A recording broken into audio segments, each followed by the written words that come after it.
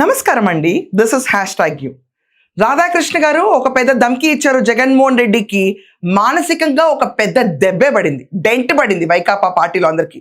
బాబోయ్ అని భయపడతా కూర్చున్నారు. తర్వాత రాధాకృష్ణ గారు పేరెత్తాలంటే టాయిలెట్లకు పారిపోయే సిచ్యువేషన్కి వచ్చారు. మొన్న వీకెండ్ కమెంటరీ చూసిన తర్వాత మళ్ళీ ఏదో పెద్ద రవస్ చేస్తారనుకున్నాను, ఏం చేయలేదు. రాధాకృష్ణ గారు అన్నారు, నా దగ్గర ఒక సమాచారం ఉంది, ఒక దిగ్భ్రాంతికరమైన న్యూస్ ఉంది, టైం వచ్చినప్పుడు దాన్ని బయట పెడతాను అన్న తర్వాత చాలా మంది చాలా అపోహల్లో న్యూస్లు బయటకు వచ్చినాయి. ఏంటంటే కొంతమంది జగన్మోహన్ రెడ్డి జమోరే తినేటప్పుడు తన పళ్ళంతో రాజశేఖర్ రెడ్డిని కొట్టాడని, తినే కంచంతో రాజశేఖర్ రెడ్డిని కొడితే రాజశేఖర్ రెడ్డి సీరియస్ అయిపోయారని ఇదొక వార్త. రెండో వార్త, జమోరేకి అందరికీ తెలిసిన బిరుదే ఏంటంటే హిమాయత్ నగర్కి 10th క్లాస్ క్వశ్చన్ పేపర్స్ అన్ని దొంగతనంగా ఎత్తుకెళ్ళిపోయి అమ్ముకుంటుంటే ఆ ఆమ్ని వ్యాన్ వచ్చేసి రాజశేఖర్ రెడ్డి పేరుతో ఉన్నప్పుడు పోలీసులు పట్టుకుంటే పోలీసుల పైన కూడా తిరగబడిన జగన్మోహన్ రెడ్డి జమోరే అని చెప్పి న్యూస్ కూడా ఉంది. ఇది వివేక హత్య కేసు అంత ఈజీ నాకు అంటే ఆ పెద్ద న్యూస్ కనిపించలేదు అన్నంత వార్త కాదు ఇది.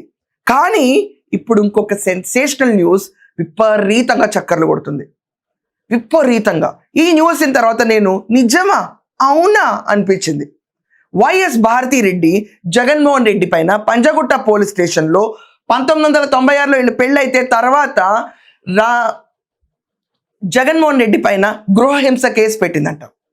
గృహహింస అంటే టార్చర్ పెట్టాడు పసిబిడ్డ అని. ఇది సోషల్ మీడియాలో చక్కర కొడుతున్న వార్త. ఇన్ డీటెయిల్లోకి వెళ్తే పంజగుట్ట పోలీస్ స్టేషన్లో ఇవిడ కంప్లైంట్ ఇచ్చింది. అత్యాత్యంగా గృహహింస అంటే ఒక టార్చరస్ మైండ్ సెట్ ఎస్టాబ్లిష్ చేయటం. జగన్మోహన్ రెడ్డి పరిపాలన మనం చూసుకుంటే కనుక హెవీ టార్చరస్ గానే జరిగింది. వినో అందరూ బాధింపబడినాళ్లే, అక్కడ మహిళలు బాధింపబడినాళ్లే. సో అలాగే గృహహింసకి గురయ్యా నేను అని చెప్పి వైఎస్ భారతిరెడ్డి జగన్మోహన్ రెడ్డి మీద కంప్లైంట్ ఇచ్చిందంట. ఆ కంప్లైంట్ పంజగుట్ట పిఎస్లో ఇచ్చిందంట. సో పంజగుట్ట పిఎస్లో ఇచ్చినప్పుడు అప్పుడు ముఖ్యమంత్రి నారా చంద్రబాబు నాయుడు గారు ఈ కంప్లైంట్ ఇంటెలిజెన్స్ డిపార్ట్మెంట్ వాళ్ళు ఇమ్మీడియట్గా ఐడెంటిఫై చేసి చంద్రబాబు నాయుడు గారి దగ్గర తీసుకెళ్తే చంద్రబాబు నాయుడు గారు అది ఎఫ్ఐఆర్ కానికుండా దాన్ని ఆపారు అని న్యూస్ ఉంది. ఇమీడియట్గా రాజశేఖర్ రెడ్డి గారికి ఫోన్ చేస్తే ఆయనకు కూడా ఇది ఒక షాకింగ్ న్యూస్ లాగా తెలిసింది. అండ్ రాజశేఖర్ రెడ్డి గారికి ఆ రోజు అర్థమైంది వైఎస్ జగన్మోహన్ రెడ్డి చేసిన వికృత చేష్టలేంటో, వైఎస్ భారతిరెడ్డి గృహహింసకు గురైందన్న విషయం. And at the same time Nara Chandrababu Naidu గారి నీట్ క్లీన్ అండ్ పాలిటిక్స్లో ఫ్యామిలీస్ ఇన్వాల్వ్ అవ్వకూడదు, ఈ రోజు కాకపోతే రేపు సార్ట్అవుట్ అవుతుంది, ఈ రోజు జగన్మోహన్ రెడ్డి మీద కేసు పెడితే రాజశేఖర్ రెడ్డి కెరియర్ ఇంపాక్ట్ అవుతుంది, అండ్ ఈ జమోరే పొలిటికల్ కెరియర్ అనేది ఉండకుండా పోతుందని ఆలోచించలేదు ఆ రోజు ఆయన. రాజకీయాలు వేరు, కుటుంబ సమస్యలు వేరు. ఈ రోజు కాకపోతే రేపు సర్దుమారుతాయి, కానీ దీన్ని ఎన్కాష్ చేసుకోకూడదు అన్న సిచ్యువేషన్లో మన చంద్రబాబు నాయుడు గారు ఉన్నారు. అది అందరికీ తెలిసిన విషయమేనంట. ఈ రోజుకి ఆ రోజు ఇంటెలిజెన్స్ డిపార్ట్మెంట్లో పనిచేసిన పోలీస్ అధికారులందరూ నెమరు వేసుకుంటున్న వార్త అంట. కానీ ఈ వార్త వైఎస్ వివేక చనిపోయాడు ఆ వార్త అయిన తర్వాత నేనే షాక్ అవ్వలేదు అని రాధాకృష్ణ గారు అన్నారు. దాన్ని మించి దిమ్మ తిరిగే న్యూస్ నాకు తెలుసు అన్నారు. జమోరే గృహహింస చేశాడు అన్న విషయం అంతకు మించింది కాదే. ఇది కేవలం ఒక గృహహింసకు సంబంధించిన కేసు మాత్రమే, కానీ అక్కడ జరిగింది ఒక మర్డర్, హత్య. ఆ సరిపడా వాళ్ళ చెల్లి తీసుకొచ్చి అవి గొడ్డలి, మావి గన్ను, కత్తులు గొడ్డళ్ళు గన్నులు తప్ప మీకు ఇంకేం తెలీదా, ఇది వరకు వాళ్ళేదో పెద్ద చేతుల్లో గన్నులు ఆయుధాలతో పుట్టినలాగే ఈజీగా చెప్పేస్తుంది ఆవిడ. కానీ ఇక్కడ వైఎస్ భారతిరెడ్డి ఆ రోజు గృహహింస కేసు పెట్టిన తర్వాత మళ్ళీ సార్ట్అవుట్ అయిపోయింది. బుజ్జమ్మ ఈరోజు సాక్షి ఛానల్ ఓనర్ అయిపోయింది, దాని తర్వాత సాక్షి పేపర్ ఓనర్ అయిపోయింది, తర్వాత భారతీ సిమెంట్స్ ఓనర్ అయిపోయింది. ఈ రోజు వీళ్ళని మించిన అన్యోన్య దాంపత్యం లేనే లేదు. కానీ ఈరోజు చూసే వాళ్ళకి మాత్రం they are the very best couple. కానీ ఒకప్పుడు మాత్రం గృహహింసకి గురైన వైఎస్ భారతిరెడ్డి, గృహహింసకి పాల్పడ్డ వైఎస్ జగన్మోహన్ రెడ్డి.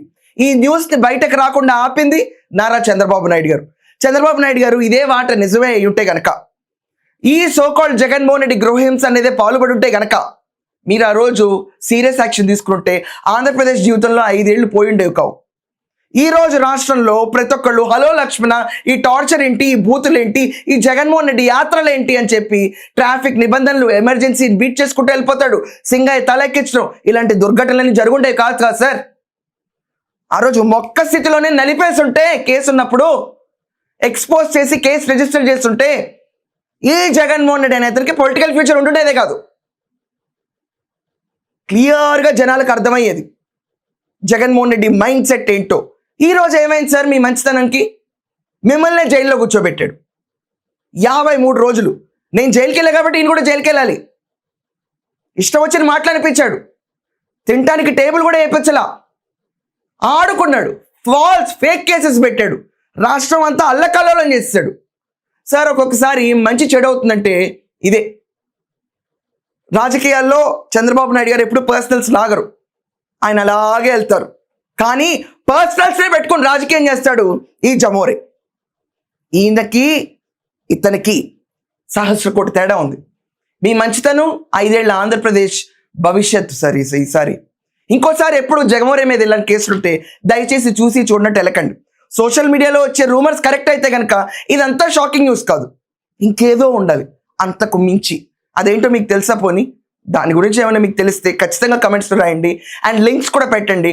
నాకు ఒకవేళ పర్ఫెక్ట్ అనిపిస్తే దానిపైన ఇంకొక షో చేస్తాను అండ్ మీ కమెంట్ చదువుతూ ఆ షో చేస్తాను. That's all for now. Thank you.